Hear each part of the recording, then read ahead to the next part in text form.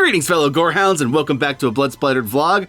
I'm the Horror Guru. And I'm Count Jackula. And he's Count Jackula, and today we're going to talk about Humane, the very first film by director Cronenberg. Yes, David Cronenberg's daughter and Brandon Cronenberg's sister finally made a movie on her own, and this movie will be available on Shudder, I think today, actually, so go check it out on Shudder if anything we say will entice you. We're not sponsored by Shudder, but we are quite big fans of that particular service. I guess that's the word we're looking for. Humane is about a future in which a global environmental catastrophe has led to world governments, not just the United States, but all over the world, people instituting quotas to how many people you can have. America's solution to this problem is to have an enlistment system in which people enlist to be euthanized. And the benefit for being euthanized is that your family will inherit a whole bunch of money. So you get a lot of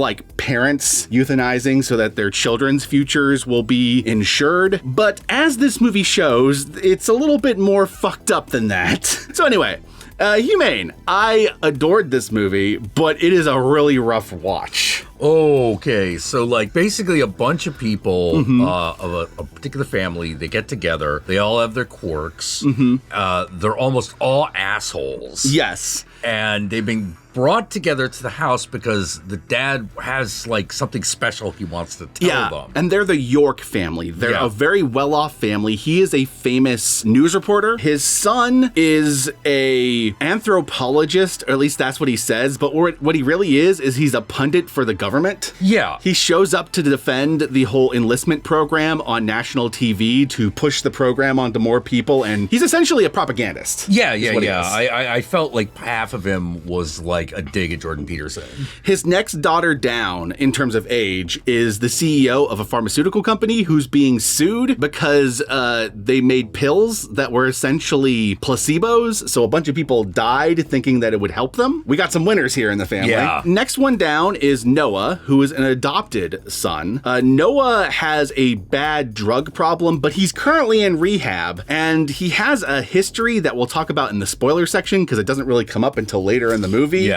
That explains why he's a bit of a nervous wreck and he doesn't really want to be around his family. Though there's actually multiple reasons why he doesn't want to be around his family. Yeah. Being adopted means the rest of his siblings treat him like crap. And also being the only sibling who's not white gets him treated like crap. So there's a lot of stuff going on there. The youngest daughter is a failed actress. That's her thing. She's a failed actress. She's a failed actress because she has no talent. She's got no talent. And they've been gathered because the dad is going to do the euthanasia thing, him and their mom, who I believe is their stepmom. Yeah, stepmom. Who is a famous chef who used to have a restaurant of her own, but doesn't anymore because she is Asian, and people are blaming the whole global environmental catastrophe on the Asians for no reason other than racism, essentially. Yeah. There's a lot of social commentary in this movie, if you can't tell. Yeah, I forget what they specifically called it, but it was the China problem. Yeah, they're obviously evoking the whole China virus thing from the pandemic that Trump tried to push. It's unavoidable for us to get really political talking about this movie because this movie's deeply political and it's talking about a lot of things that are parallels for things that happened in the real world. In fact, they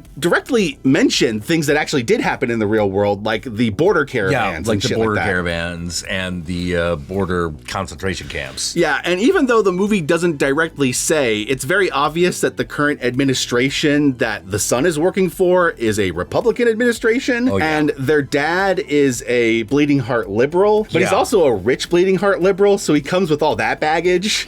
Yeah. And he's kind of disappointed in his children for being who they are, but it's very clear when you watch the movie why they are the way they are, and it really comes down to being rich and spoiled and... Yes. even though he's tried his best to instill ideas into them, it still didn't stop them from being spoiled because he can't help himself but like bail them out of situations with his wealth. Right. So none of them ever actually learn anything. The only decent character among them is the adopted son. And even then, he's got some skeletons in his closet that come out over the course of the movie. So yeah, understand this is the kind of movie that you're going to watch and majority of the characters you're going to hate. The least hateable character in the movie is actually the villain of the movie. Yeah. There's a character named Bob who works for the government. He's essentially the guy who carries out the euthanasia. The way they explain it in the movie, the government has contractors who go out and they conduct the euthanasia and they have quotas they have to meet and all that stuff. And Bob is the main antagonist of this movie because unfortunately for this family, they signed up for 2 bodies. The mom, the stepmom, the chef, she decides to fuck off, which means the rest of the family has to decide among them who's gonna be the second body. And that's the main tension of the movie. You're waiting for the match to be struck and for the bomb to go off, essentially. Yeah. And it eventually does, and it gets pretty brutal at times. This is not a movie with nice things to say about humanity. Even when it says something nice towards the end of the movie, it comes with this very dark caveat. Yeah, the ending is not normal. No, if you're expecting a cathartic, fuck the rich people kind of movie, kind of like a Ready or Not, it's not that. That doesn't happen. It is still kind of a fuck the rich people movie, but it's not a cathartic one.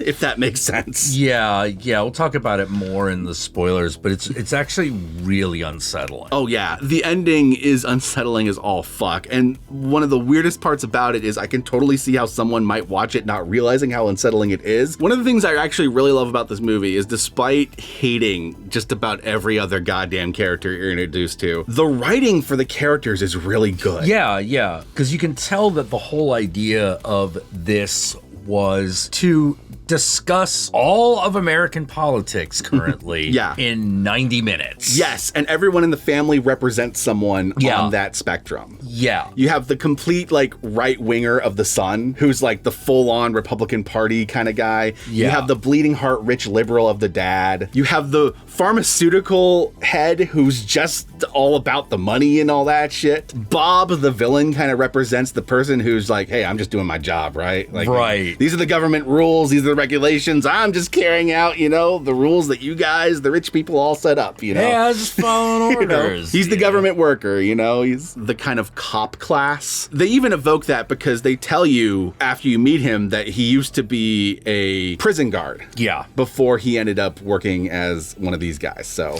Yeah. So, like, he and his, like, guys represent, like, the cops. Yep.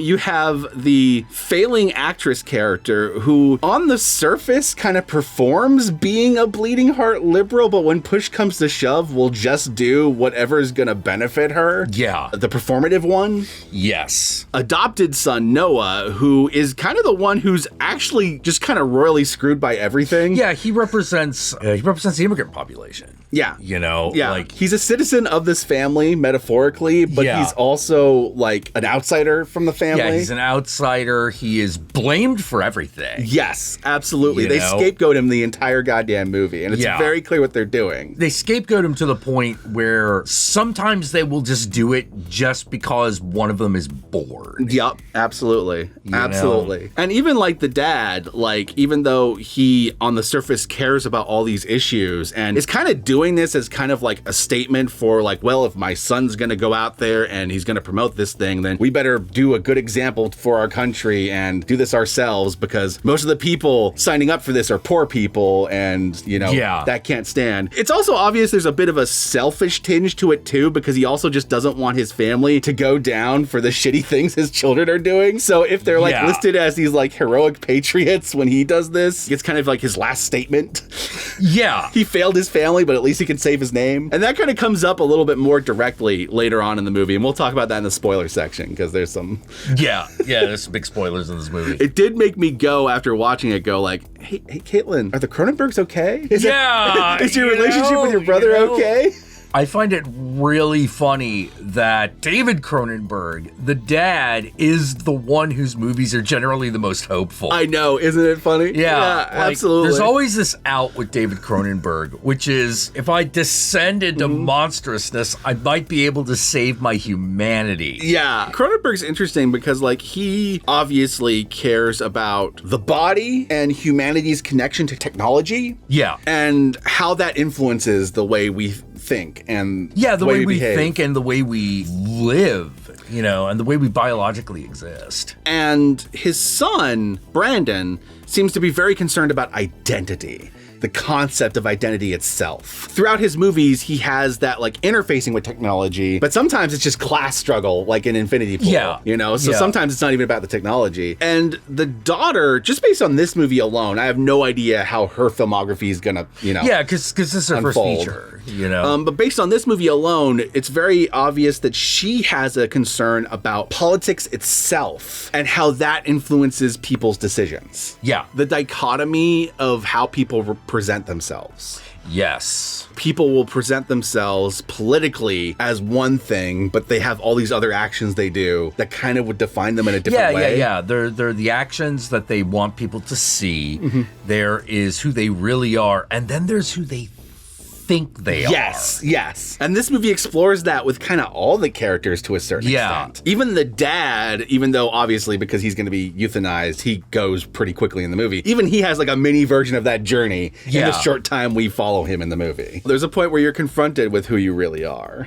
Yeah. Our main character, Noah, thank you. Yeah. Noah is the one who has the most interesting self-realization. Oh, 100%. Well, because Noah kind of has the opposite of the rest of them. If the rest of them all are horrible people, but think highly of themselves and kind of have to confront that horribleness over the course of the movie, he has to find the horribleness in himself that he thinks that he's overcome, but it's still kind of there. It's still there. Yeah. That monster is still there underneath the surface. Being put in a situation where your family's willing to fucking like sacrifice you, we'll let that monster come out, right? Yeah, you can't blame him. But even then, we'll talk more about it in the spoiler section, there's a moment where he has the choice to either embrace it or not. Yes. And it's what the entire final act of this movie hinges on. And we'll talk about that in the spoiler section. Yeah. It goes in a direction I did not expect given the way the movie was playing out. But it still worked. Yeah. It's not like it was like a forced ending or anything. It was just one of those like, oh, I did not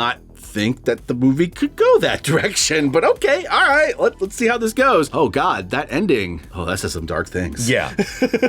That's just some dark things. So anyway, my fellow gorehounds, Humane is currently available on Shudder. Go watch it and enjoy it, and support your local Cronenberg, because I want to see more movies from the entire family at this point. Like, does his son have a son? Does his daughter have a daughter? I gotta find out. Watch there'll be a Cronenberg granddaughter. Yeah. And she will like do Human Centipede with like little kids' toys. I want a family dynasty of Cronenberg films. I want like Cronin babies, Nepo Cronin babies throughout history, because just based on the daughter, the son, and the dad, they're fucking making amazing movies. Yeah, watch. Like the little kid version will be like, there's a monster in my closet.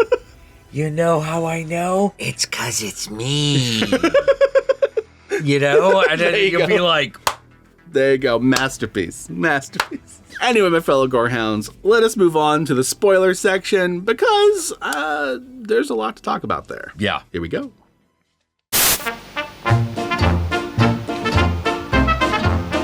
The other aspect of this movie is you have the character of Bob. Bob the bad guy. He is so fun to watch. Yeah, he's played by the guy who played one of the alien leaders in Galaxy Quest, right? Yeah, 100%. The leader of the... Never give up. Yep. No surrender. He's also the dad in Veronica Mars for people who watch that show. And he is great in this movie. He has this great, just kind of like working class, but charming kind of thing going on. Yeah. Where everything he says is very matter of fact and like, yeah, we're just going to do this now. Even if what he's saying is, you're going to need to kill each other and then we're going to fill our quota and go home. What's going to happen if you guys don't decide? Oh, well, then I'll just decide for you. It'll be... Yeah, I'll just kill It's all just super casual. And like, but it, like, there's like this cynicism sinisterness underneath it. Yeah. And the actor plays it so well. Yeah, and then you discover he doesn't have to be doing this. No. No, he really just wants to see rich people suffer. Yeah, because he believes that a majority of the people doing this euthanasia thing are heroes. They're poor people who are just trying to provide for their families, and that the reason why they have to do this is because the rich people are the ones whose carbon emissions cause the environmental problems in the first place. They couldn't let their bottom line be a little less. He's not wrong. He's not wrong. He's not wrong. He's just an asshole. He's just an asshole. And you find out throughout the movie that even though he's making them do this, they actually did find the stepmom. And she's back at, like, headquarters. Yeah, he still wants the satisfaction of watching them die. One of the great things about this movie is that it's kind of like a peck and paw movie where by the end of it, you don't know who to even align yourself with as a viewer. Yeah. Because even if you start siding with him, there's a point in which he goes so far over the deep end that you can no longer side with him even if you wanted to, because he has Noah's innocent girlfriend murdered. Yeah. Bam! So after that point, you're just like, okay, so like even he's not a good guy in this equation. Jay Baruchel, who plays the eldest son, is so hateable. Oh yeah. He just plays a complete obnoxious douchebag. And his name is Jared. Which I think was trying to evoke like a Jared Trump. A Kushner? Yeah, Jared Kushner kind of character. Oh yeah. I'm not racist. I'm an ally. Oh my God. So, okay, if you couldn't tell from what we were describing earlier in the movie ends up leading to the rest of the family members having to decide who's going to be the second body. And so naturally, they start to lean on sacrificing the adopted son, Noah. Guess what? We get to split the money amongst ourselves as well as dad's inheritance. Even the character that was his best friend throughout the entire movie and was like, you and me against the world, the youngest daughter, turns on him the moment she has the first chance because she is a coward. Can't stand by any conviction whatsoever. Throughout the movie, she flips allegiances multiple times. We find out that Noah, in one of his drug-affected stupors, got in a car accident. Yeah, he got in a car accident. And someone died. And the dad covered it up by paying off the family. So even Noah, who is the best person of the siblings, he's got some darkness in him. Yeah, And he got away with it because he was rich too. Yeah. Unlike the rest of his family, he seems to be the only one that kind of recognizes that he's a monster. Yeah, he recognizes that he has privileges no one else has. Exactly. And he's the only one trying to make... The ironic thing is that he doesn't play the victim. No. He doesn't play the victim. More often than not, when his family's shitting on him, he doesn't really defend himself. No. Because he sees himself the same way. Yeah, because he killed somebody. Yeah. The finale of the movie, which is a very interesting finale, you reach a point of climax where the siblings and Noah are reaching the end of their conflict with one another, where Noah has just fucked them all up. Yeah. None of them are dead. Not yet, anyway. There's a point in which Noah has the choice of killing any of them, and they all start to have this like come to Jesus moment where they're just like, you know what, fine, just take me, I'm the eldest, you should take me. No, wait, take me, I'm the monster, I run the pharmaceutical thing, I'm a terrible person. No, take me, I'm a worthless actress. Like, they all have this moment, and Noah has this choice of any of them, and he ultimately chooses to not kill any of them. Yeah, his choice is, no, the person we should have been killing the entire time is still there. We gotta get Bob. Yes. And what I like about this is that while this is happening, there is this moment of like, oh yeah, fuck yeah, get Bob. Like, but in the back of your head, you're sitting there going like, but your brother is still a monster who kind of pushed this program. Your sister is still like this pharmaceutical fraud. Yeah. Who caused many people untold amounts of suffering. And even you have blood on your hands. Yeah. Should any of you get away with this? Yeah. Like, you get that like moment of like brief catharsis, but then you realize that catharsis is coming with this major caveat. And what this leads to is they end up getting all of Bob and his men like tied up and strapped down, and they learn how to use the euthanasia thing, and they use it on some of the men before they get to Bob. And they get Bob strapped to the chair, and there's this tense scene where it's building up to, oh, are they gonna euthanize him? Are they not going to? And he's trying to give them all these outs like, oh, I could cover up the paperwork, I could do this, I could do that. He admits that they found their stepmom, they could just do that instead. And the siblings have that moment of like, you had her the whole time. Like, it leads to him screaming, I don't deserve to die, you deserve to die. It cuts to black. Yeah. And then you start hearing the piano, and Noah, who's been established early on in the movie as a piano player, is playing a recital. Yeah, he's playing Claire de Lune. And his whole family's sitting there watching, including his stepmom. And then from that recital, it goes to one of their enlisters of the week ads. Throughout the thing, they show like enlister of the week, which is like, let us celebrate the proud citizens who... It's obviously a propaganda tool to push the enlistment process. They show his sister who died of the stab wound earlier on in the movie. And they show his girlfriend, and they weave this false narrative that the two of them were lovers and decided to enlist together and have their like Romeo and Juliet ending. Yeah. And then it cuts to Bob in the ad saying, yep, that's what happened, basically. And that's when the movie ends. The rich people got away with it because they're rich again.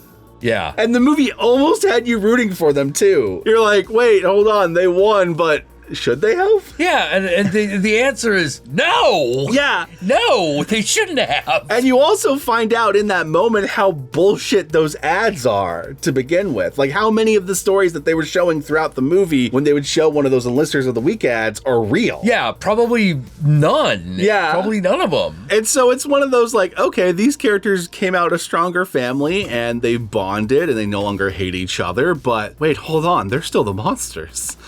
Yeah. And Bob's a monster too, don't get me wrong, but which one actually ruined the world? It's their kind, not Bob's kind. Bob's kind are just carrying out what their kind wanted. It's an ending that on the surface you could read as a happy ending, but if you actually sit there and think about it, is a dark as fuck ending. Yeah, it's really unsettling. Mm-hmm. Sure, like Noah got his recital, his family that he wanted the whole time is there, and all that stuff. But we don't see like Jared going out there and arguing against the enlistment process. Like, we don't see Rachel going out there and pleading guilty to the pharmaceutical thing. We don't see any of that. There's no actual amends made for their crimes. We just see them doing other rich people shit. Yeah, yep. Now Noah has assimilated officially into his family. Yeah. Now he's got his. This is a great movie, guys. Like, it's not going to be for everyone because it's really hard to sit through how shitty this family is. But if you can stomach it, man, this is a great movie with a lot to chew on. Oh, yeah. And it's intense as fuck. So anyway, my fellow Gorehounds, if you couldn't tell from watching this vlog, both Jack and I are fucking exhausted today. So hopefully... yeah, we're a little loopy and tired. Yeah. Hopefully this vlog makes more sense than it felt like to talk about. Right there. The way I worded that is completely... I have a mixture of mush mouth and mush brain right now, and everything's all topsy-turvy. It's like dyslexia of the speech. Yeah. So point is, you should see the movie. It's a good movie. And with that said, my fellow Gorehounds, where can they find you, Count Jackula? Oh, you can find me over here on YouTube. You think they need more information? I mean...